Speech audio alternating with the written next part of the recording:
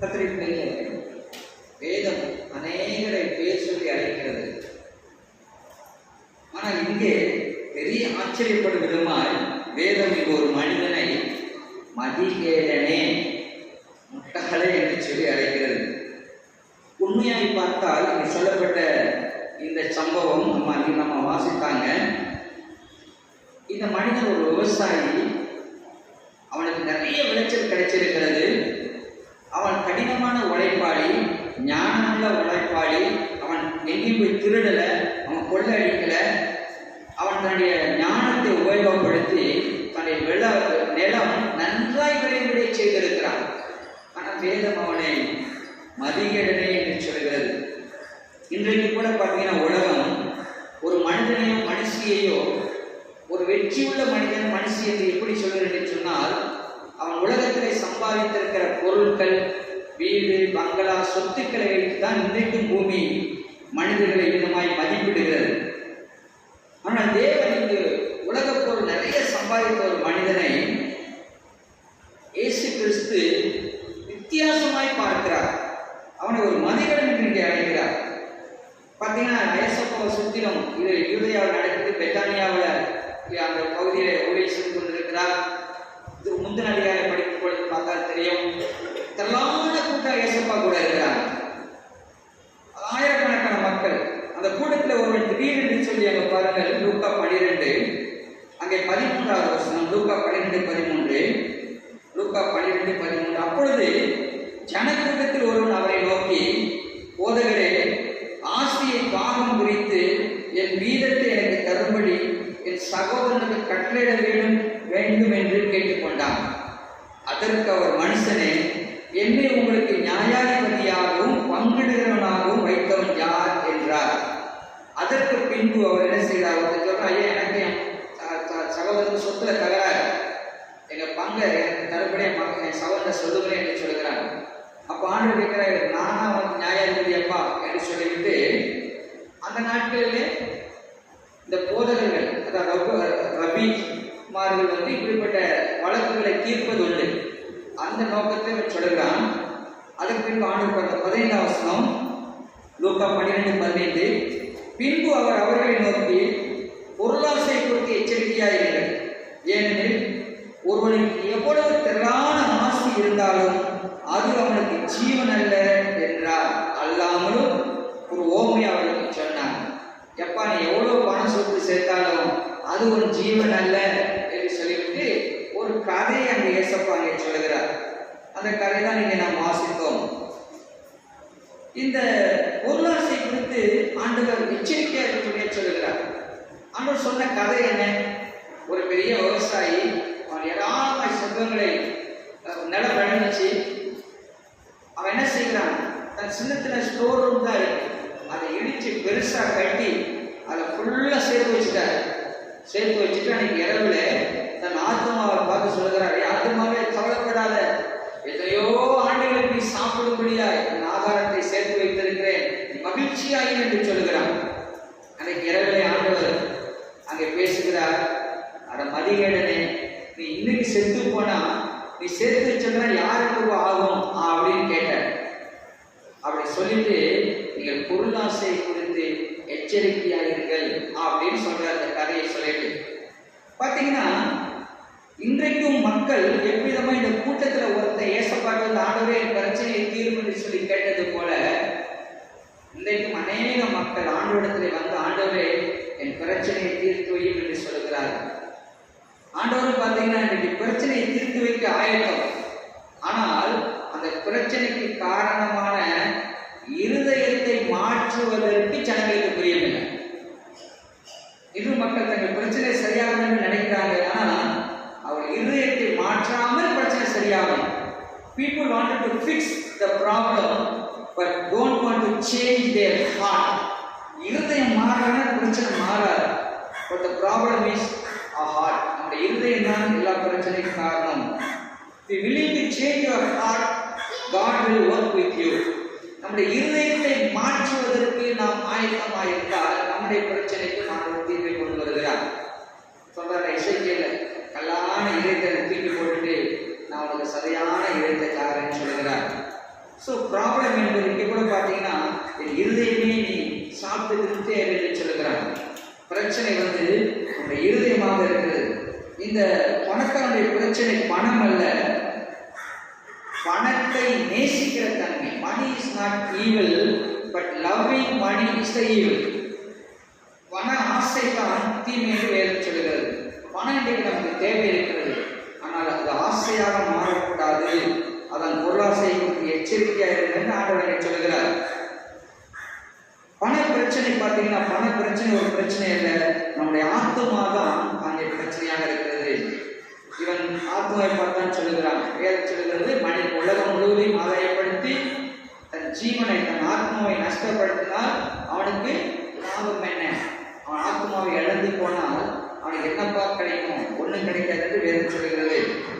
இன்னைக்கு பார்த்தீங்கன்னா, கொலை பண்ணினா, திருடுனா, இல்லாவிட்டா ஏதோ தவறு பண்ணினால் அரசாங்கம் ஜெயிலில் போடுது. நீ கொலை பண்ணீங்கன்னா இல்லாட்டா திருடினீங்கன்னா ஜெயிலில் போடுது. நீங்க பொருளாசைப்பட்டா யாரும் உங்களை தண்டிக்க போறதில்லை. ஆனால் வேதம் சொல்கிறது, பொருளாசை பற்றி எச்சரிக்கையாக இருங்கள். அந்த யாத்திராகமும் 20ஆம் அதிகாரம் 17ஆம் வசனம் சொல்கிறது, பிறன்பொருளை இச்சையாக இருப்பாயாக. இது கடவுளுடைய கட்டளையாக இருக்கிறது. அதே சங்கீதம் 10:13 சொல்ற, சங்கீதம் 10:13 தேவன் விசாரிக்க மாட்டார் என்று துன்மார்க்கன் இதயத்தை சொல்லிக் கொள்கிறார். நாம் இச்சித்தா அது கடவுளை அவன் தண்டிக்க மாட்டாரு அப்படின்னு சொல்லிக் கொடுக்கிறார்களாம். ஸோ ஒருவேளை கொள்ளைக்கு இன்னைக்கு தண்டனை இருக்கு, ஆனால் இச்சைக்கு தண்டனை இல்லை. ஆனால் வேதம் தண்டனை சொல்கிறது. வேதம் கட்டளை கொடுக்கிறது, பிறன் பொருளை இச்சையாக இருப்பாயாக என்று சொல்லி. அது ஒரு பணமாக இருக்கலாம், சொத்தாக இருக்கலாம், எதுவாக இருக்கலாம். நாம் இச்சிக்கும் பொழுது அது பாவமாய் மாறுகிறது. இந்த பெரிய பணக்காரனுக்கு பம்பர் கிராப், மிகுந்த விளைச்சல், அவனுக்கு பெரிய சந்தோஷம். ஆனா அந்த சந்தோஷத்துல தலை காலம் புரியல, அவன் சில காரியங்களை மறந்து போனான். நான் கூட 10th பாஸ் ஆகி அப்போ பார்த்தீங்கன்னா, நாங்கள் கவர்மெண்ட் ஸ்கூலில் படிக்கிறது 389 மார்க் 500. நீங்களாம் அந்த மாதிரி என் பேட்சில் அப்போ தான் இருப்பீங்கன்னு நினைக்கிறேன். அப்படி ஒரு சந்தோஷம். சைக்கிள் ஓட்டிட்டு போயிட்டு ஒரு பெரிய மேலே ஏற்ற போயிட்டேன். ஏன்னா மறந்துட்டேன் எந்த உலகத்தில் இருக்கிறேன் நான். இந்த பணக்காரன் பாருங்க, நிலம் அதிகமாக விளைந்தவுடன் அவன் சில காரியங்களை மறந்து போனான். அவன் மறந்து போன காரியங்களை உங்களுக்கு எனக்கும் ஆசுவாதமாக இருக்கும்படியாக நாம் ஞாபகப்படுத்தி பார்க்க போகிறோம். அவன் இப்படிப்பட்ட காரியங்களை அவன் மறந்ததினாலே, அந்த மகிழ்ச்சியிலே அவன் மறந்து போனதை, அவன் மறந்து போனால் ஆண்டவர் அவனை மதிகேடுன்னு என்று சொல்கிறார். நாமும் ஒருவேளை இவைகளை மறந்து போனால் நம்மை கூட ஆண்டவர் அவிதமாய் அழைக்கப்படும் கர்த்தருடைய பிள்ளைகளே. அவன் முதலாவது மறந்தது என்ன? கடவுளை மறந்து போனான். அவனுக்கு அந்த விளைச்சலின் அதிக விளைச்சலினாலே அவன் முதலாவது மறந்து போனது கடவுளை. இந்த வேதப்படி வாசித்து பார்த்தீங்கன்னா, ஆங்கிலத்தில் வாசிக்கும் போது ஐ மைன் என்று சொல்லி தமிழில் நான், என்னுடைய, எனது என்று 12 தடவை வந்திருக்கு. கடவுளை குறித்து ஒரு தடவை கூட வரல. இந்த ஓமை நான், என்னுடைய, எனது என்று சொல்லி அவன் அங்கே கடவுளை ஒரு தடவை கூட அங்கே மென்ஷன் பண்ணல. கர்த்தருடைய பிள்ளைகளே, நாம் நம்முடைய வாழ்க்கையை தேவனை சேர்க்காமல் தேவனோடு சேர்ந்து திட்டமிடவில்லை என்று சொன்னால் நாம் மதிகேடர்களாக இருக்கிறோம். Because God is the source of blessing. ஆண்டவர் தான், இயேசு தான் எல்லா ஆசீர்வாதத்தின் பிறப்பிடம். அவர் தான் பூமியை விளைய செய்கிறார். அவர் தான் மழையை கொடுக்கிறார். சூரிய வெளிச்சம் கொடுக்கல எது விளையும்? நாமெல்லாம் ஸ்கின் வியாதியில் செத்தே போயிருக்கோம். எல்லாம் அவருடைய கட்டளை கீழ்ப்படிந்து நம்ம வாழும்படியாய் செய்கிறது, விளையும்படியாய் செய்கிறது. Is a source of our blessing. இந்த மனிதன் அந்த விளைச்சலின் மிகுதினாலே கடவுளை மறந்து போனான். நீங்கள் நானும் கூட நான் உழைக்கிறேன் சாப்பிட்றேன்னு நினைச்சீங்கன்னா நீங்களும் இந்த லிஸ்ட்ல, நானும் இந்த லிஸ்ட்ல வந்துவிட முடியும். God alone the source of blessing. தேவன் ஒருவரே நம்முடைய எல்லா ஆசீர்வாதத்தின் பிறப்பிடமாக இருக்கிறார். அடுத்து God is the owner. We are all the stewards. Don't ever forget. கடவுள் தான் ஓனர். அவர் இதை உண்டாக்கினார். நீங்க ஒரு வீடை கட்டினா அந்த வீடு உங்களுக்கு சொந்தம். அதே போல இதை உருவாக்கின ஆண்டவர் ஆதியாகமத்தை நம்ம நம்புறோம் இல்ல? அப்ப நம்ம ஒரு ஸ்டூவர்ட், நம்ம இதை பராமரிக்கிற பராமரிப்பாளர். 50 வருஷம் கழிச்சு பாத்தீங்கன்னா நீங்க இருந்து விட்டு வேற யாரும் இருப்பாங்க, நீங்க ஓட்டின காரை வேற யாரும் ஓட்டுவாங்க இல்ல, உங்க பிள்ளைகள் வேற எங்கேயோ போய் குடியிருப்பாங்க. எதுவுமே நிரந்தரம் அல்ல. ஆண்டவர் தான் இதனுடைய ஓனர். அதை நீங்க மறக்கக்கூடாது. நீங்க நானும் இதை பராமரிப்பவர். நம்முடைய வீடாக இருக்கலாம், நம்முடைய காராக இருக்கலாம், நம்முடைய வேலையாக இருக்கலாம், பைக்காக இருக்கலாம், பிள்ளைகளாக இருக்கலாம், எல்லாம் சில காலம் நமக்கு லோன்ல கொடுத்திருக்கிறார், வாடகை கொடுத்திருக்கிறார், இது உபயோகப்படுத்த கொடுத்திருக்கிறார். இந்த விவசாயி பாருங்க, இவன் 100% கடவுளை சார்ந்ததில்லை. பூமி ஆண்டு விளை செய்கிறார், மழையை கொடுக்கிறார், இயற்கை சூழல் சரி அதை விளையை செய்கிறாரு. இவ்வளவு எல்லா நன்மை கடவுளத்தை வாங்கி விளைச்சல் வந்தவன் முதல்ல முழங்கால் படிக்க ஆண்டவர் நன்றி செலுத்தியிருக்கணும். ஆனால் அவன் கடவுளையே மறந்து போனான். தன்னுடைய பிள்ளைகளே, இன்றைக்கு நீங்களும் நானும் கூட நம்முடைய பிரயாசத்தின் பலனை நாம் மேற்கொள்ளும் பொழுது, அதை பெற்றுக்கொள்ளும் பொழுது, அந்த மாதம் சம்பளத்தை கையில வாங்கும் பொழுது, you don't recognize the source of the blessing.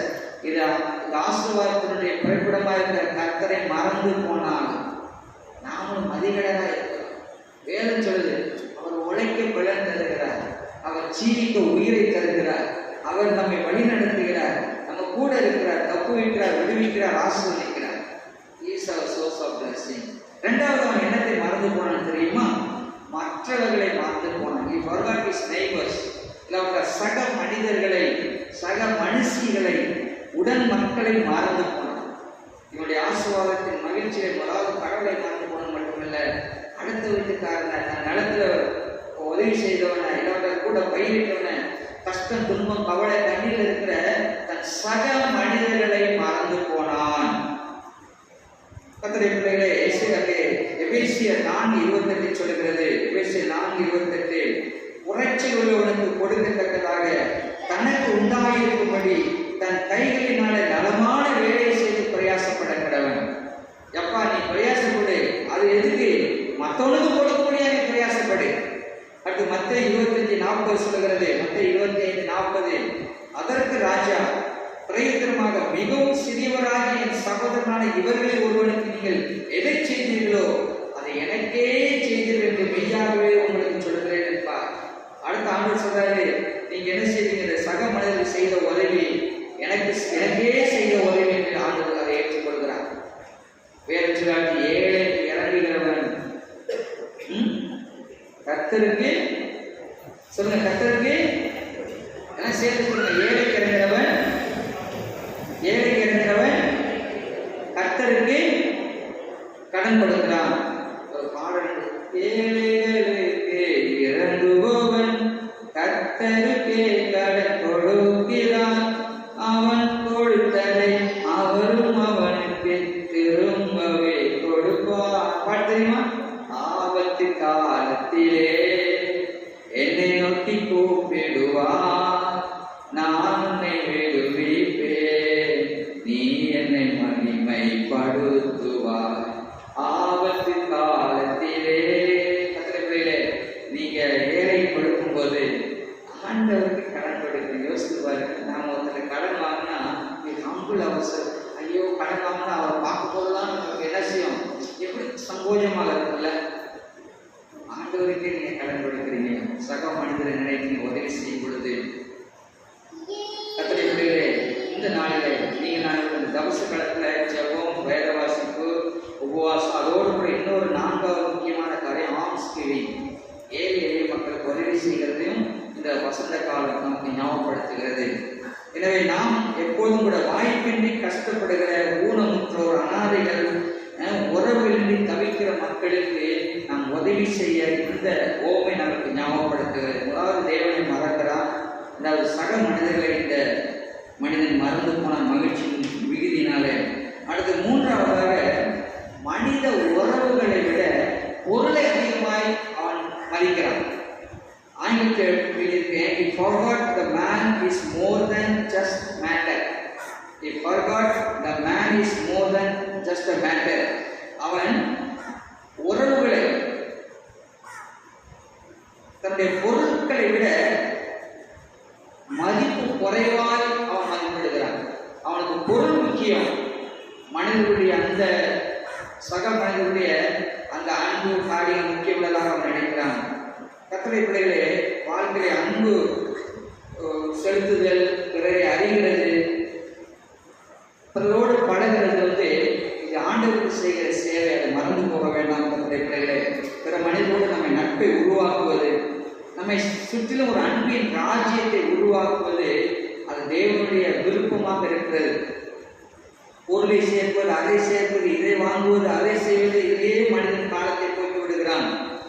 வாழ்க்கையில முக்கியமான நோக்கம் என்னன்னு கேட்டா, கர்த்தருடைய பிள்ளைகளே, ஆண்டவரை அறிவதும், பிறருக்கு அவரை அறிவிப்பதும், பிறரை நம்மை போல் நேசிப்பதும் தான் வாழ்க்கையின் நோக்கம். ஆண்டவரை அறிவதும், பிறருக்கு அறிவிப்பதும், பிறரை நம்மை போல் நேசிப்பது தான் வாழ்க்கையின் பிரதான நோக்கம். Life is also loving other people and experiencing that love from others. மற்றவர்கள் அன்பை செலுத்தி அந்த அன்பை பரிமாறுவதை பெற்றுக்கொள்வது வாழ்க்கை நோக்கமாக இருக்கிறது. பார்த்தீங்கன்னா இன்னைக்கு நிறைய பேர் பெற்றோரோடு பேசுவதே இல்லை, பெற்றோரோடு பழகுவது இல்லை. நீங்க பெற்றோரோடு பேசுங்க. வயசுக்கு ஒரு பிள்ளைகள் வயசுக்கு அப்புறம் இந்த மனித நகரசன் சத்தம் போடுவேன். அவங்க என் மூத்த மகிட்ட பேசாம தூங்கவே மாட்டாங்க. ஏன்ப்பா இப்போ பார்த்தா நீ அவனை தொந்தரவு பண்ணிட்டு அப்படின்னு சொல்லுவேன். ஆனால் எவ்வளவு நான் சின்னத்துல, ஏன்னா அவன் சின்ன தூங்குறேன்னு சொல்லுவான், சின்ன இப்பதான் திருப்ப பண்ணிட்டேன்னு சொல்லுவான். ஆனாலும் அவங்க டிஸ்டர்ப் பண்ணி பேசிட்டே இருப்பாங்க. நான் உணர்கிறேன், அந்த உறவு என்பது, அந்த பாசம் என்பது யார் என்னாச்சுன்னா சரி, அந்த உறவை வளர்ப்பதிலே என்னுடைய துணைவியர் அவ்வளவு உற்சாகமா இருக்கிறாங்க. எல்லாரும் பார்த்தீங்கன்னா அவங்க தான் ஃபோன் பண்ணி பேசுவாங்க. என்னோட உறவுகள் அவங்க முக்கிய கருத்துடைய பிள்ளைகள் SMS பண்றது, அவரோட அவங்க விசிட் பண்றது, அவங்களுடைய சின்ன சின்ன சந்தோஷத்துல அவரோட பர்த்டே, திருமண நாள், பிள்ளைகள் பர்த்டே போய் விசிட் பண்ணி உறவை உண்டாக்குவதுதான் இந்த பூமியில நான் செய்கிற பெரிய ஆசீர்வாதம். இன்றைக்கு பார்த்தீங்கன்னா மரண வீட்டுக்கு கூட சில பேர் வருவதில்லை. அதுக்கு ஒரு காரணம். வேதம் சொல்கிறது, இன்னைக்கு சந்தோஷமான திருமண வீட்டுக்கு போறதை காட்டு மரண வீட்டுக்கு போறது நல்லது என்று வேதம் சொல்கிறது. இன்னைக்கு பார்த்தீங்கன்னா சினிமாவுக்கும் கிரிக்கெட்டுக்கும் இருக்கிற கிராக்கி வேற எதுவும் கிடையாது. இரவு பகல காத்திருந்த டிக்கெட் வாங்குறதுல மும்முரமா இருக்கிறாங்க. சினிமானா என்ன? உலகத்தை நடக்கிறதான் படமா காட்டுறான். நம்மளுக்கு அதில் என்ன கிடைக்குது? நீங்க நிறைய பேர் சீரியல் பார்த்து நமக்கு வீணாகி போகிறோம், படங்களை பார்த்து வீணாகி போகிறோம். நமக்கு என்ன கிடைக்கிறது? அதை விட கத்தரிப்பிலே உறவுகளை வளர்ப்பதிலே கான்சன்ட்ரேட் பண்ணுங்க. இந்த மனிதனுக்கு அவனை தவிர இல்லாட்டால் அந்த பொருளை தவிர அவனுக்கு இன்னும் இம்பார்ட்டன்டாக தெரியல. அவன் நீ ஒருவேளை திருமணமாகி 5 வருஷம், 7 வருஷம், 10 வருஷம், 20 வருஷம், 30 வருஷம், 40 வருஷம் நான் வச்சுக்கொள்ளுங்களேன். நீங்க ஒருவர் நேசித்து ஒரு அன்பை பரிமாறி வாழ்கிற அந்த வாழ்க்கை தான் இனிமையான. உங்க பிள்ளைகளோட, பேர குழந்தைகளோட, உறவினர்களோட சில நேரங்களில் கஷ்டங்கள், மனஸ்தாபங்கள் வரும். அதான் புறம்பே தள்ளி நீங்க உறவுகளை உண்டாக்க பாருங்க. ஒரு இடத்துக்கு போயிருந்தோம். அப்போ அந்த அம்மா கிட்ட கேட்டு, அவங்க தனியா இருக்கிறாங்க, வீட்டுக்காரர் இறந்துட்டாரு. நாங்க அப்போ போகும்போது ஒரு 1000 ரூபா, 2000 ரூபா கொடுத்தோம். கொஞ்சம் என் மூத்த மகன் வயிற்றில் இருந்த சமயத்தில் அந்த சகோதரி மிகவும் எங்கள் மனைவி உதவி செய்தாங்க. அவங்க பென்ஷன்ல இது கிடையாது. அப்போ ஏமா இவ்வளோ கஷ்டப்படுறீங்க, உங்கள் பிள்ளைகள்லாம் நல்லா இருக்காங்களே, நீங்கள் உங்கள் பிள்ளைகளோட போய் இருக்க வேண்டியதானே, அந்த பிள்ளைகளை பார்த்துக்கிட்டு கவனிங்க. அந்த அம்மா சொன்ன காரியம் என்ன தெரியுமா? நான் என்ன வேலைக்காரியா பாஸ்டர்? நான் போய் என் பேரு குழந்தைகளை பார்க்க நான் வேலைக்காரியா? அவங்க மனநிலையை பாருங்க, எவ்விதமாக அவர்கள் தங்களை கன்சிடர் பண்றாங்கன்னு சொல்லி அதுல ஒரு மகிழ்ச்சி இருக்கு. வேற குழந்தை நம்ம திட்டட்டும், இல்லாட்டா பிள்ளை நம்ம திட்டட்டும், மருமகன் நம்ம திட்டட்டும், என்ன இருக்கட்டும், ஐயா அதையும் தாண்டி ஒன்று இருக்கிறது. கடவுள் எதிர்பார்ப்பது உறவுகளை வளர்ப்பது. இந்த மனிதன் தனி மரமா இருக்கிறான், அவனுக்கு பொருள் தான் முக்கியமா இருக்கு. சக மனிதர்கள் உறவுகளை விட அவனுக்கு பொருளுக்கு அதிக இம்பார்ட்டன்ஸ் கொடுக்கிறான். அந்த அம்மா சொல்லணும்னா அதுக்கப்புறம் அப்படியே எங்களுக்கு ஒண்ணுமே பேச முடியல. ஒரு நாள் ஜெபம் பண்ணிட்டு வந்துட்டோம். கர்த்தருடைய பிள்ளைகளே, உறவுகள் அவ்வளவு முக்கியம். கொஞ்ச காலம் தான், வெரி ஷார்ட் பீரியட், கொஞ்ச காலம் தான் வாழ போறோம். இந்த சக மனிதன் மனிதன் ஏதோ காட்டுக்குள்ள வாழ்ற மாதிரி வாழுகிறான். அவன் மனிதர்களை மதிக்க தெரியவில்லை. இப்படியே இந்த பணக்காரனை பார்த்தீங்கன்னா பணத்தினுடைய நன்மை தெரியாமல் அவன் செயல்பட்டான். இம்பார்ட்டன்ஸ் ஆஃப் மணி அவனுக்கு தெரியல. பணம் வந்து பார்த்தீங்கன்னா இன்னைக்கு அனைவருடைய பணம் நம்மை சக மனிதர்களிடத்தில் நம்ம பிரிக்கிறது. ஆங்கிலத்தில் எழுதியிருக்கிறேன், money is not given to insulate yourself from others. Money is not given to insulate yourself from others. நிறைய பேர் பணம் வந்தோடனே தங்களை சக மனிதர்களை விட்டு பிரித்துக் கொள்ளுகிறார். உறவுகளே பார்ப்பதில்லை. சர்ச்சு முடிஞ்சோன்னா அப்படி கண்ணை மூடி நேரம் வீட்டுக்கு கண்ணை திறந்தது. ஐயா உன் கூட சேர்ந்து ஜெபம் பண்றவன் உன் கூட சர்ச்சுக்கு வர இருக்கிறான். ஐயா ஸ்பெண்ட் டைம் வித் தம். யாரை இவங்க எனக்கு தேவையில்லை நினைக்காது. You need everyone needed of you. நீங்க எல்லாத்தையும் தேவை, அவங்க உங்களுக்கு தேவை. நீங்க பாத்தீங்கன்னா கடந்த வாரத்துக்கு இந்த வாரம் முதல் நினைக்கிறேன் 2வது வாரம் வீட்டில் பெரிய காம்பவுண்ட் வால் எழுப்பி ராட்சஸ் கேட்டு போட்டு ஃபெரோசியஸ் டாக்ஸ் பார்த்தீங்கன்னா பார்க்கவே பயமா இருக்கு. அந்த நாயை வச்சு அப்புறம் செக்யூரிட்டி போட்டு என்னத்துக்கு மனித உறவுகளே தேவையில்லை நினைக்கிற உலகமா இருக்கு. காம்பவுண்டோட அப்படி உயர்த்தி கட்டி கொண்டு கை கொடுக்குற கை அழுக்காயிருமா யோசிக்கிறாங்க. இந்த மனிதன் அப்படித்தான் நாட்டுக்குள்ள இருந்தாலும் காட்டுவாசியா இருக்கான். ஆண்டவரை மதிகடன் என்று சொல்கிறார். நமக்கு பணம் வந்து சக மனிதர்களுக்கு பிரிக்கும் என்று சொன்னால் நீங்க மணி மோதன கோச நீங்க உங்க பணம் உங்களுடைய உறவை தடுக்குன்னா நீங்க பணத்தை அதிகம் மதிக்கிறீங்க, உறவை மதிக்கிற. இங்க இந்த மனிதன் அப்படித்தான் இருக்கிறான்.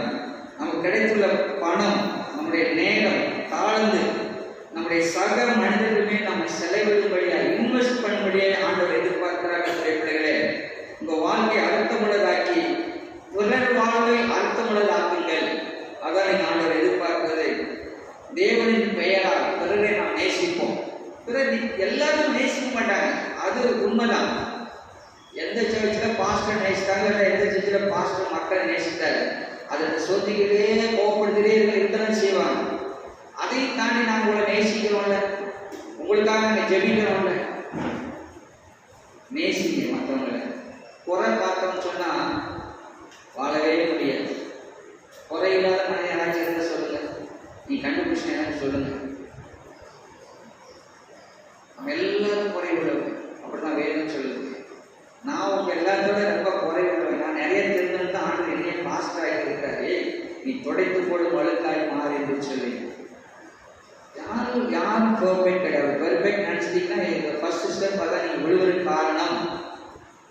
இந்த மனிதன் தன்னுடைய பணத்தை சக மனிதர்களை காட்டி மேன்மையை கருதுனால isolated himself from other people. இன்னைக்கு நீங்க வந்து மற்றவங்களோட நீங்க தனியா போறீங்கன்னா something of the thing today. இன்னைக்கு யோசிச்சு பார்க்கணும். யாரும் உங்களை டிஸ்டர்ப் பண்ணக்கூடாது. நீங்க தொட்டாசிரியா வாழ்ந்துட்டு இருப்பீங்க. 4 பேர் உங்களுக்கு சொல்லட்டும், குறைகள் சொல்லட்டும், உங்களோட பேசட்டும்.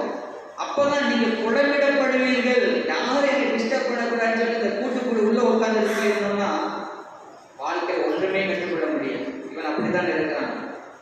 கடவுளை மறக்கலாம், சக மனிதர்கள் மறந்துதான், சக மனிதர்களுடைய பொருள் அதிகமாய் ஆயிடுச்சு.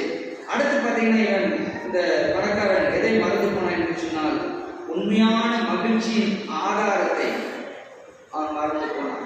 உண்மையான மகிழ்ச்சி எதுல இருக்குன்னு அவனுக்கு தெரியல. அவன் என்ன நினைச்சான், நிறைய விளைஞ்சிருச்சு, நான் கலைஞரை இடிச்சிருச்சு, நான் பெருசா கட்டுவேன், அதுலதான் மகிழ்ச்சி நினைச்சிட்டான்.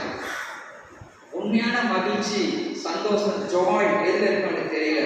He forgot the source of joy, the source of real joy. உண்மையான மகிழ்ச்சி எதுல இருக்குன்னு அவனுக்கு தெரியல. அவன் நினைச்ச உண்மையான மகிழ்ச்சி இன்னும் நிறைய தானியம் சேர்க்கிறது, கலைஞரை இடிச்சு பெருசா கட்டுறது, அதுலதான் மகிழ்ச்சி தான் நினைச்சுட்டான். நல்லா கவனிச்சுங்க. Increase one's wealth does not necessarily increase one's peace of mind or joy. மறுபடியும் சொல்ல, increasing one's wealth does not necessarily increase one's peace of mind or joy. நீங்க சொத்தை அதிகரிக்கும் மூலமா ஒரு நாள் உங்களுடைய மகிழ்ச்சியை சந்தோஷத்தை பெருக செய்ய முடியாது. ஏன்னா சொத்து மிகுதியான மகிழ்ச்சி பெருகுவதே இல்லை, மகிழ்ச்சி குறையுது. The source of real joy is have faith and trust in God. உண்மையான மகிழ்ச்சி ஆண்டவரை நம்புவதிலும் நம்முடைய கடவுள் மீது விசுவாசம் வைக்கிறது அந்த மகிழ்ச்சி இருக்கிறது. சந்தோஷம் எது என்று சொன்னால் தனிப்பட்ட வாழ்க்கையின் பரிசுத்தம், தேவ நீதி, உதாரணத்துவ ஆத்மா, இவைகள் தான் மகிழ்ச்சியை கொடுத்ததை கட்டளையிடுகிறேன். நம்முடைய நித்தியத்தை நம்முடைய பணத்தால் வாங்க முடியாது, சரியா? எனவே பணம் என்பதில் உண்மையான மகிழ்ச்சி நம்முடைய ஆத்மாவில சக மனிதர்களை நேசிப்பதிலே, நம்முடைய சுய நீதி அல்ல, நம்முடைய தேவ பரிசுத்தத்திலே கடல் மீது வைக்கிற மகிழ்ச்சியில இருக்கிறது, கருத்துடைய நம்பிக்கையில் இருக்கிறது. அதிக உலக காரியம் வர வர நாமும் அதிகமாய் உலகமாய் மாறிக்கொண்டிருக்கிறோம். உலகம் எனக்குள்ளே அதிகமாய் வரும் பொழுது நான் உலகமாய் மாறிவிடுகிறேன். The more of the world you own, the more the world owns you. மறுபடியும் சொல்றேன், the more of the world you own, the more the world owns you. நீங்க எவ்வளவு உலகத்தை உள்ள கொண்டாடுறீங்களோ நீங்க அவ்வளவு உலகமே மாறி போயிடுறீங்க. ஸ்பிரிச்சுவாலிட்டி நம்ம போயிடுது. அந்த வேலை இந்த வேலை அவர் இருந்தாலும் ஓடிட்டே இருக்கு. கர்த்தருடைய பிள்ளைகளே, மகிழ்ச்சி என்பது சேர்ப்பதில் அல்ல, உண்மையான மகிழ்ச்சி ஷேர் பண்ணுகிறதிலே இருக்கிறது, மற்றவர்களுக்கு உதவுவதிலே இருக்கிறது. கர்த்தருடைய பிள்ளைகளே, மறுபடியும் பாருங்க, இந்த மனிதன் பார்த்தீங்கன்னா கடவுளை மறக்கிறான், சக மனிதரை மறந்துட்டான், பொருள் அதிகமாக மதிப்பிட்டான், வாழ்வின் உண்மையான மகிழ்ச்சி அவன் இழந்தான். ஏதோ தானியத்திலேயே அவன் கடைசியாக அவன் மறந்தான். அவன் மரணத்தை மறந்து போனான். மரணத்தை மறந்து போனான். மரணம் என்று ஒன்று இருக்கிறது என்பதை அவன் மறந்து போனான். ஆத்மா பார்த்து, ஆத்மாவை நீ அநேக ஆண்டுகளுக்கு சாப்பிட்டு திருப்தியாரு, நான் சேர்த்து வச்சிருக்கேன்னு சொல்றான். பார்த்தீங்கன்னா எபிரேயர் 9:27 சொல்கிறது. எபிரேயர் 9:27, அன்றியும் ஒரே தரம் மறிப்பதும் பின்பு நியாயத்திற்கு அடைவதும் மனுஷனுக்கு நியமிக்கப்பட்டிருக்கிறபடியே. எல்லாரும் ஒரு முறை பறிக்கணும், அது மட்டும் இல்லை, பின்பு நியாயத்திற்கு இருக்கிறது, அது அவனுக்கு தெரியாது. நீங்கள் நான் கூட கத்தவர்களே, மரணம் என்று ஒன்று இருக்கிறது, அது பின்பு நியாயத்திற்கு ஒன்று இருக்கிறது என்பதை மறவாமல் வாழணும். நன்றாக இந்த மனிதன் தானியத்தை பெற்றுக் கொண்டது போல நாமும் சில ஆசீர்வாதங்களை பெற்றிருக்கிறோம். யாராச்சும் ஆசீர்வாதம் இல்லைன்னு சொல்ல முடியுமா? ஏன்னா நீங்க பாம்பே போனீங்கன்னா, டெல்லி போனீங்கன்னா நீங்க எவ்வளவு ஆஸ்வதிக்கப்பட்டிருக்கீங்கன்னு உங்களுக்கு தெரியும். பாம்பேல, டெல்லியில அட்டை பாக்ஸ்ல, அட்டை பாக்ஸ்ல குடும்பம் நடத்திட்டு இருக்கிறாங்க. மழை பெஞ்சா எல்லாம் அப்படியே கரைஞ்சி போகும். அட்டை பாக்ஸ்ல ரன்னிங் தேர் ஃபேமிலி.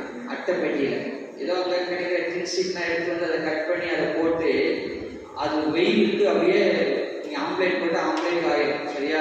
அந்த டின்ஷீட்டுடைய சூட்டில் அது மேலே அந்த அட்டை பெட்டியை போட்டு அங்கே தங்கி இருக்கிறாங்க. ட்ரெயினில் இருக்கிற கக்கூஸ் இருக்குல்ல, அவ்வளோதான் ஒரு வீடு. ட்ரெயினில் எல்லாரும் போயிருக்கணும்னு நினைக்கிறேன். ட்ரெயினில் இருக்கிற கக்கூஸ் தான் அவங்களுடைய வீட்டுடைய சைஸ். ப்ளஸ் நீங்கள் நான் ஆஸ்வதிக்கப்பட்டிருக்கேன். எனக்காவது யோசிச்சிருக்கணும். Spending their family in a box. அவங்க அட்டை பெட்டியில் குடும்பம் நடத்தி கொண்டு இருக்கிறாங்க. நம்ம எல்லாரும் ஆஸ்வதிக்கப்பட்டிருக்கோம். அப்போ நீங்கள் நான் நிச்சயமாக கடவுள் கணக்கெடுக்கணும். நம்முடைய ஆசீர்வாதத்துக்கு அதை ஞாபகப்படுத்த நான் விரும்புகிறேன். என்னுடைய பிள்ளைகளே, நாம் பெற்றுள்ள ஆசீர்வாதத்துக்கு ஆண்டு நியாயத்துக்கு வைத்திருக்கிறார். நிறைய பேர் நம்ம ஆறலை மட்டும் வச்சு ஆண்டு நியாயம் இருப்பார். கொலை பண்ணா, நான் விபச்சாரம் பண்ணா, நான் திருடுனா நியாயம் இருப்பார் என்று சொல்லி அதுக்கு மட்டும் ஆண்டு நியாயம் இருக்க மாட்டார். பிள்ளைகளே, உங்களுடைய கிஃப்ட்டுக்கும், உங்களுடைய தாளந்துக்கும், உங்களுக்கு கொடுக்கப்பட்ட பணத்துக்கும், உங்களுக்கு கொடுக்கப்பட்ட நேரத்துக்கும் ஆண்டு உங்களை கணக்கேற்பார். என்னையும் கணக்கேற்பார். நல்ல ஆரோக்கியமான உணவு கொடுத்தேனே, என்ன செஞ்ச? நல்ல கல்வியை உனக்கு கொடுத்தேனே, என்ன பண்ண? நல்ல சுதந்திரத்தை சில்ட்ரன் மிஸ்யூஸ் தட் சுதந்திரம், அந்த சுதந்திரத்தை ஃப்ரீடம் மிஸ்யூஸ் பண்ணுறாங்க.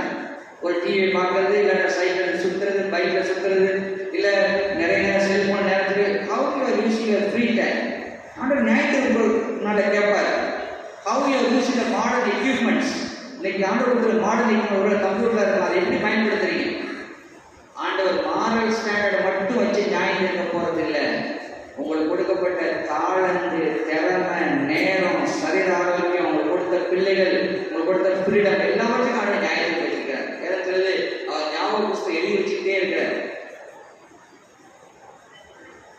இவனுக்கு கிடைச்ச இந்த பெரிய செழிப்பு இவனை தேவனுக்கு நன்றி செலுத்துவனாய் மாற்றிருக்கணும். ஆனால் அவன் சுயநலவதியாய் மாறி போனான். பணம் அவனுடைய கண்களை கூடாக்கி விட்டது. உண்மையான சொத்து எது என்பது அவனுக்கு தெரியாமல் போனது. Danger is not being rich, but being rich fool is danger. பணக்காரனாய் இருப்பது பாவம் அல்ல, பணத்தினாலே குருடனாய் போவதுதான் பாவம். அதுதான் ஆபத்து. நம்முடைய நாட்களை வேதம் புகை, புல்லு, பூவுக்கு ஒப்பிட்டு சொல்லுகிறது. அப்படி எவ்வளவு குறுகிய காலங்களை யோசித்து பார்ப்போம். தேவன் மட்டும் ஒருவேளை நம்முடைய மரண நாளை சொல்லி இருந்தால் எப்படி யோசிப்பாரு? எப்ப இந்த டேட்டை நீ செத்து போன்னு சொல்லிட்டு எப்படி இருக்கு? ஆனா இந்த மதிகடனுக்கு இன்னைக்கு நீ செத்து போவப்பா, இதெல்லாம் யாருக்காகவும் கேட்கிறார். அவனுக்கு அன்னைக்குன்னு சொல்ற, இன்னைக்கு நீ செத்து போனா இதெல்லாம் யாருக்காகும்? கர்த்தருடைய பிள்ளைகளே, இன்றைக்கு நீ எடுத்துக்கொள்ளப்பட்ட யாருடைய ஏதாவது நினைச்சுட்டு அந்த மதிகடனை பார்த்து ஆண்டவர் கேட்கிறார். ஒரு நாம டேக்ஸ்க்கு நீங்க தப்பிக்கலாம், ஏன்னா இது பணத்தை பற்றி சொல்றதுனால. ஆனால் டெத்துக்கு நீங்க தப்பிக்கவே முடியாது. மரணத்துக்கு நானா இருக்கட்டும் நீங்களா இருக்கட்டும் தப்பிக்கவே முடியாது. அங்கே திருமண வீட்டுக்கு போவதை காட்டிலும் மரண வீட்டுக்கு போவது நல்லதுன்னு வேதம் சொல்கிறது. நம்மை அந்த மரண வீட்டில் தான் நம்மை ஆராய முடியும். Be wise, not to be fool. ஞானமா இருக்க, மதிகடனா இருந்து விடாதீர்கள்.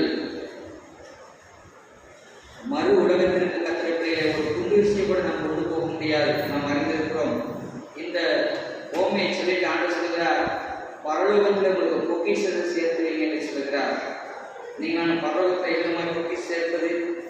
இந்த மனிதனை போல் இல்லாமபடி தேவனை மறக்கக்கூடாது, சக மனிதர்களை மறக்கக்கூடாது, சக மனிதர்களை நம்மிடத்தில் இருக்கிற பொருளை கட்டு அதிகமாக நேசிக்கணும்.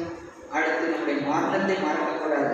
இதை ஞாபகத்தில் வச்சு செயல்படும் பொழுது ஒரு பரலோகத்தில் பொக்கிஷம் உண்டாயிருக்கிற கர்த்தருடைய பிள்ளைகளே, இந்த மதிகடனான மனிதன் அன்றைக்கு மறித்திருந்தால் அவன் நரகம் போயிருப்பான். நம்முடைய வாழ்வின் உண்மை நிலையை நாம் உணர்வோம். உண்மையான மகிழ்ச்சி பொருளில் அல்ல, தேவனிலும் தேவனுடைய பிள்ளைகளோடு கூட ஐக்கியத்திலும் நேசிப்பிலும் தான் இருக்கிற கர்த்தருடைய பிள்ளைகளே. யோவான் 3:16 சொல்கிற, தேவன் தன்னுடைய ஒரே பேரனுக்குமான விசுவாசிக்கிற எவனோ அவன் கெட்டு போகாமல் நித்திய ஜீவனை அடைபடிக்கு அவரை தந்தொழி இவ்வளவாய் உலகத்தில் அன்பு கூர்ந்தார்.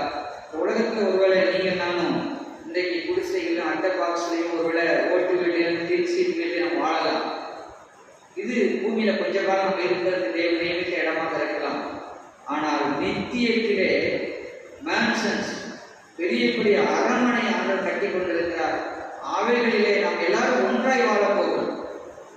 வேதம் அவிதமாக சொல்ல கர்த்தருடைய பிள்ளைகளே. எனவே டெம்பரரியாக இந்த பூமியில் இருக்கிற கூடாரங்களை வைத்துக் கொண்டு நாம் ஒருவரோடு பகையுமே பாராட்டாதபடி சக மனதிலே ஒருவரை நேசித்து அன்பு செலுத்தி உறவுகளை உண்டாக்கி, உறவுகளை விரிசல் வரணும், வந்தால்தான் நீங்க சரியா வளரேன்னு அர்த்தம். நிறைய பேர் விரிசலுக்கு பயந்து ஓடுறது, அப்படி நீங்க வளரவே மாட்டீங்க. Don't isolate yourself from others. உங்களுடைய மனம் உங்களை மற்றவங்களுக்கு பிரிக்குதுன்னா ஓரம் தள்ளுங்க. மற்ற மனிதர்கள் ரொம்ப முக்கியம். Shake hand with others. மற்றவரோடு கை கொடுக்குங்க, மற்றவரோடு அன்பு செலுத்துங்க, அவரை பற்றி கேளுங்க. வேண்டாத காரியங்கள் வேண்டாம், வேண்டிய காரியங்களை உறவுகளை நீங்கள் பலப்படுத்துகிற கர்த்தருடைய பிள்ளைகளே. நம்ம இன்னைக்கு தூங்க போனால் நாளைக்கு விழிப்புமான நிச்சயம் இல்லை. அடுத்த நாள் நமக்கு நிச்சயமில்லாத வாழ்க்கையாக இருக்கிறது. எனவே கர்த்தருடைய பிள்ளைகளே, இந்த பூமியில் இருப்பதெல்லாம் ஒரு டெம்பரரி அரேஞ்ச்மெண்ட்ஸ். உண்மையான சொத்து ஆண்டவராகிய இயேசு கிறிஸ்து.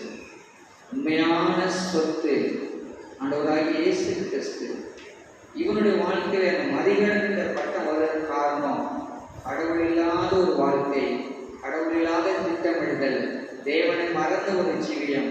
தேவனை மறந்ததினாலே சக மனிதனை மறந்துப்போம். இன்றைக்கு நீங்கள் நான் சீர்தூக்கி பார்ப்போம். No amount of wealth can extend our life on earth. பூமியில எந்த ஒரு பணமும் நம்முடைய வாழ்க்கையை நீடிக்க செய்ய முடியாது. The call is to be rich toward God, to seek the kingdom first. கடவுளுடைய அழைப்பு என்னன்னு சொன்னால், தேவனுடைய ராஜ்யத்திலே, தேவ ராஜ்யத்திலே பணம் சேர்ப்பதிலே பணக்காரனாக இருங்க. தேவ ராஜ்யத்தை முதலாவது தேடுங்க. Life is more than the possessions. Life is more than possessions. இந்த பூமியில் நம்ம சம்பாதிப்பதை காட்டிலும் நம்முடைய வாழ்க்கை ரொம்ப மேன்மையான. என்ன சம்பாதிச்சா என்ன சம்பாதிக்கல அதை பற்றி கவலைப்படாதீங்க. ஆண்டவர் இயேசு உங்களுடைய சொத்தாக இருக்கிறார். அவரை நீங்கள் வாழ்க்கையை ஏற்றுக்கொள்வோம். இன்றைக்கு ஒருவேளை தேவன் நம்மை அழைத்தால் நாம் எங்கே இருப்போம்? தேவன் என்னை இப்போ அழைத்தால் நான் எங்கே இருப்பேன்? நான் யோசித்து பார்க்கிறேன். இல்லை பரலோகத்தில் சொத்து இருக்கா, இல்லை பூமியில சொத்து இருக்கா?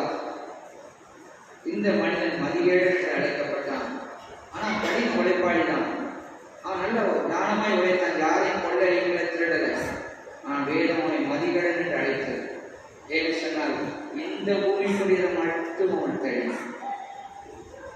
நீங்க நம்ம யோசித்து பார்ப்போம், சிந்தித்து பார்ப்போம். நம்முடைய எண்ணங்கள் இன்றைக்கு விதமாக இருக்கின்றன. சக மனிதர்களை குறித்து, தேவ ராஜ்யத்தை குறித்து, நமக்கு கொடுக்கப்பட்ட காலம், பொருள், படிப்பு, அந்தஸ்துகளை குறித்து எவ்விதமான எண்ணம் நாம் வைத்திருக்கிறோம். இன்றைக்கு சிந்தித்து பார்ப்போம். தேவன் இல்லை என்று சொன்னால் நாம் மதிகேடர்களாக இருக்கிறோம். தேவன் இல்லாமல் திட்டமிடுதல் ஒரு மதிகேடனாய் நாம் மதிகேடுடையவர்களாக இருக்கிறது அடையாளமாக இருக்கிறது. God alone the source of blessing. எல்லா ஆசீர்வாதத்தின் உறைவிடம், கரைப்பிடம் ஆண்டவராகிய இயேசு கிறிஸ்து. அவரை மறந்தோம் என்று சொன்னால் நம் வாழ்க்கை ஒன்றுமே இல்லை. இயேசு ஒருவரே பிரதான சொத்து. இன்றைக்கு அவரை நீங்கள் ஏற்றுக்கொள்ளும் பொழுது you have a change of heart. ஒரு இருதய மாறுதலை பெற்றுக்கொள்ளுங்கள். கடினமான ஒரு நம்முடைய பிள்ளைகளை கொடுத்த உறவுகளை கொடுத்த உறவை கொடுத்த ஒரு கடினமான காரணத்தை தூக்கி போடுங்க. ஆண்டவரே இதயத்தை மாற்றும், இதயத்தில் கிரீச்சி. அடிக்கடி தாவை சொல்வார், இதயமே ஏன் எனக்கு கலங்குகிறார், ஏன் எனக்கு தேங்குகிறார், தேவனை நோக்கி பார் என்று சொல்வது போல நீங்க நான் நோக்கி பார்ப்போம். அம்மை ஆண்டவர் உத்தமும் உண்மையுள்ள ஊழியக்காரனே, நீ கொஞ்சத்தில் உண்மையாக இருந்தால் என் அனைவருக்குள் அதிகாரம் இருப்பேன், என் சந்தோஷத்துக்குள் பிரவேசி என்று சொல்லுகிற அந்த வாழ்க்கையில் நீங்கள் நான் இன்னைக்கு நான் என்னை யோசித்து பார்க்கிறேன். தேவன் இல்லாத வாழ்க்கை is a life of foolish. தேவன் இல்லாத வாழ்க்கை ஒரு மதிகேடான வாழ்க்கை. தேவன் இல்லாமல் நம்மால் வாழவே முடியாது. இன்னும் ஒருவேளை உங்களுடைய இதயங்களை ஆண்டவர் இயேசு வரையில்லை சொன்னான், பூமியை மட்டுமே நீ நோக்கிக்கிட்டு இருப்பீங்கன்னு சொன்னான், தேவனுடைய பரலோகத்தை மறந்திருப்பீங்கன்னு சொன்னான். இன்றைக்கு நாம் மனம் திரும்புவோம். ஆண்டவரே எனக்கு ஒரு நல்ல இதயத்தை தார், சக ஜனங்களை நேசிக்கிற இதயத்தை தார், சக மனிதர்களோடு அன்பு செலுத்துகிற இதயத்தை தார். எடுத்திருக்கிற ஆண்டவரை கல்லான காரியத்தை மாற்றும், என்னை உருவாக்கும் என்று சொல்லுங்கள். தேவன் நம்முடைய நாமங்களை ஜீவபுஸ்தகம் எழுதுகிறார். கண்களை மூடி ஜெபிக்கலாம். அன்பின் தகப்பனே, உடைய பாதத்துக்கு வருகிறோம் அப்பா. உடைய கிருபை இடங்களெல்லாம் பெரிதாக இருக்கிறது ஆண்டவரே, அதை விசுவாசிக்கிறோம். உம்மிடத்தில் எல்லான மீட்பு என்று வார்த்தை சொல்கிறது. அன்றைக்கு இந்த பூமியை ஜெயித்த ஒரு மனிதனை மதிகேடன் என்று சொல்கிறாண்டவரே.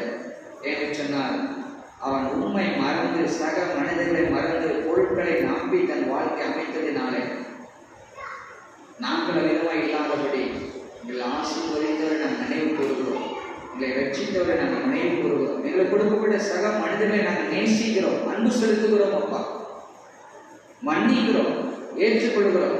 கல்லான இதயத்தை கர்த்தர் மாற்றுவீரார். Beyond her change of heart, இருதயத்திலே நீர் மாற்றங்களை தாரும். உண்மை பற்றி கொள்கிற இதயத்தை தாரும். பரலோகத்தில் பொக்கிஷம் சேர்க்க இதயத்தை தாரும். சின்ன சின்ன உதவிகளை நாங்கள் மற்றவர்கள் செய்யத்தக்கதாக, மற்றவர்களை உற்சாகப்படுத்த எங்களுடைய தாழ்ந்துகளால் எங்களுக்கு கொடுக்கப்பட்ட நேரத்தை, ஆண்டவரை பணத்தை பயன்படுத்தி நன்மை செய்யும்படியா எங்களுக்கு உதவி செய்யும். வந்திருக்கிற ஒவ்வொரு தெய்வ பிள்ளைகளுக்காக ஜெபிக்கிற ஆண்டவரை என்ன மனஸ்தாபங்கள் வந்தாலும் எல்லாவற்றையும் மேற்கொள்ளவும் அன்பின் ராஜ்யத்தை கட்டி உருவாக்க குடும்பத்திலும் சபையிலும் சமுதாயத்தில் உருவாக்கும் அவர்களை உதவி செய்யும். உங்களை தாழ்த்துகிறோம். இயேசு நாமத்தின் நன்மைகளை பெற்றுக்கொள்கிறோம். நன்றி செலுத்துகிறோம். இயேசு மூலமே வேண்டிக் கொள்கிறோம் பிதாவே. ஆமென்.